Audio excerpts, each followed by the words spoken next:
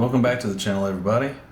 So today I'm going to be tying you guys a blowtorch. This is Olsen's blowtorch. It's just slightly different in the fact that I'm using Glo-Brite number 7 instead of Glo-Brite number 5. I'm really just trying to fill my box, a couple of holes in my box, and at the time I bought number 7 thinking that was the right one, and I should have bought number 5, but I have number 5 now, but I need to fill a hole in my box. The other thing that's a little bit different on it is the dubbing that I'm going to be using. I'm going to be using Arizona Semi-Seal in the color California 420. He originally used Black Peacock Ice Dub and I believe it was a copper bead instead of a gold bead. So there's just a slight variant on his blowtorch. So I'm going to be starting this with a jig hook, of course, and a slotted bead to, size to fit. I'm going to be taking some 15 thousandths lead wire and get 5 or 6 wraps. This is really just to seat the bead.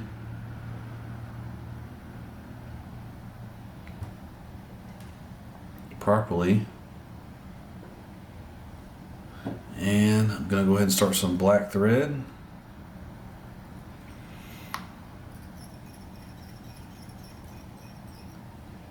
Once I get my thread started, cut the tag, nice and simple.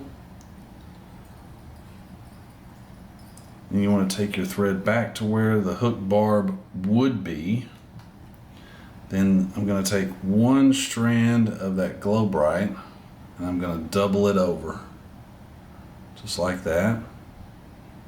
Kind of give it a little bit of a twist to kind of help keep it from being too unruly.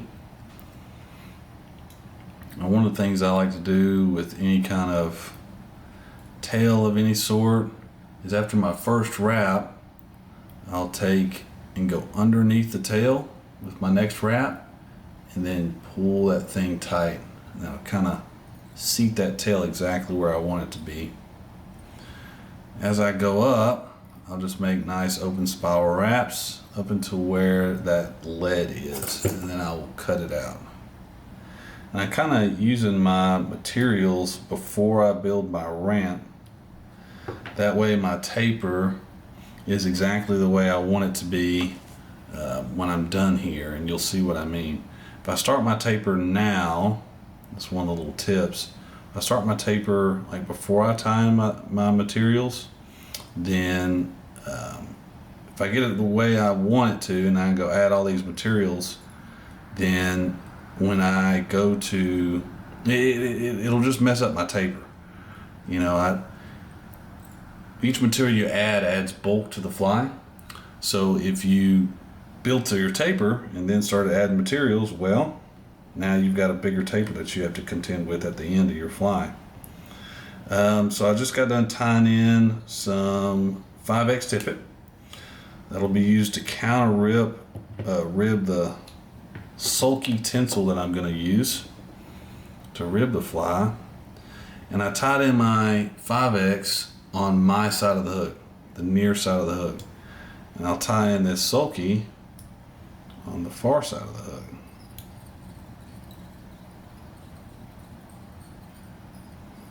Again, I'll stop it right where that taper stops, or excuse me, that lead stops. Now I'll go ahead and start building my taper. And how you do that is you just go back and forth on the shank, each time going just a little further down and then back up.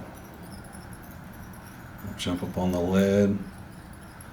I'll go a little further down, maybe all the way to the end here. Back up one more time.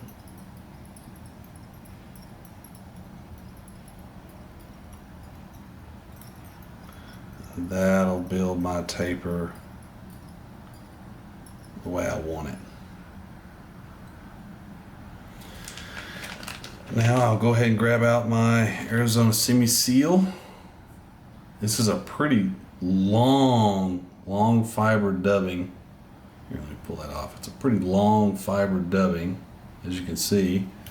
So it can be a little tricky to dub, but if you get it laid right, it gets down pretty tight.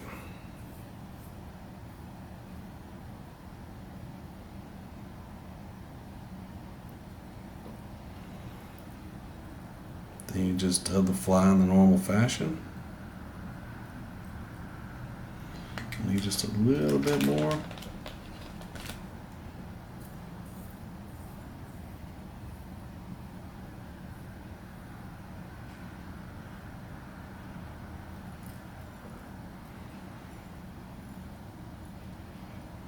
We'll stop just shy of the front part of that hook.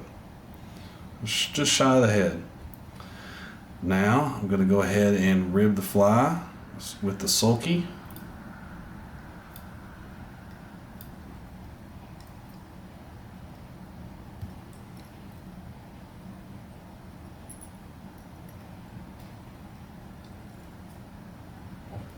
Cut that out. And I'm going to counter rib.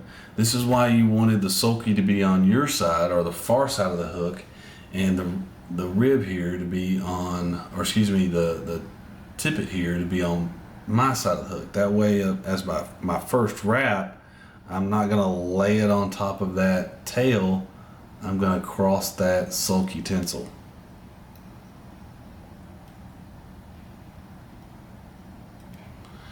Now, a little trick whenever you counter rib anything, as I go to take my thread over the top, it tends to want to loosen those wraps. So what you can do is you can take your, the tippet here now, and you cross underneath your thread, and that will put the thread on the far side of the hook. So I don't know if you guys can really see that, but now I'm going to be able to wrap backwards over that tippet, and it will basically make my wraps in the same direction as that tippet and have it tighten down the way I want it. Then what I'll do is I'll cross back over again, and now I can take my thread forward in the normal fashion. So that's just a little trick to be able to, if you're using lead, or excuse me, not lead, but any kind of wire ribbing or anything like that that you're counter ribbing, a way to tie it down to where it's tight and everything's going to stay where it needs to be. Now when it comes to the tail, you just give this thing a twist. He likes to keep his tails pretty short, so don't cut it long. You want to butt your scissors right up to the back of the hook and cut her short. It's supposed to be just a little hot spot. Now what I'll do is I'll make myself a little dubbing loop.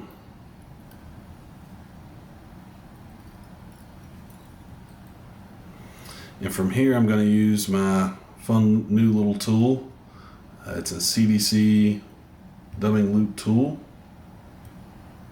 Swiss CDC dubbing loop tool, and I'm still learning how to use this thing. This thing can be tricky, but I want to master it. I think I got it. No, don't have it right yet.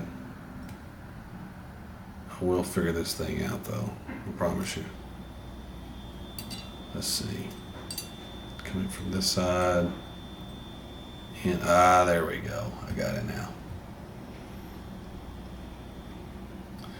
Now I'm going to take a CDC feather. I want one that's got at least some fibers about as long as the tail. I like this side better. If you wind up getting some that are too long, you can break them off at the end. And he likes to keep these pretty sparse. So I'm only going to use half of the feather. I don't like wrapping that stem, so that's the reason why I'm going with my CDC clamp here and a dubbing loop. just to keep this thing as sparse as possible.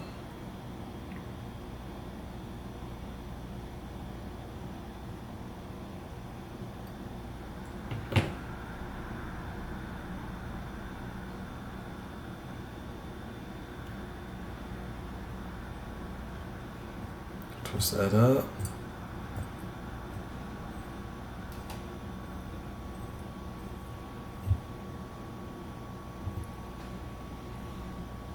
And then wrap. Now, as you wrap, you're going to want to stroke those CDC fibers back so that they lay the way you intend them to.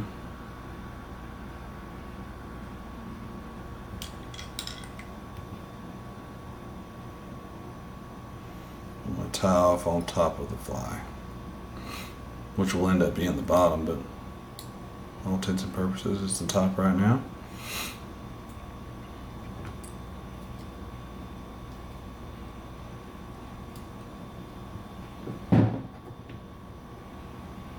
Stroke those fibers back. Couple wraps to put everything where you want it. Last but not least, just a tiny bit more dubbing. As the old timers would call it, just a wisp.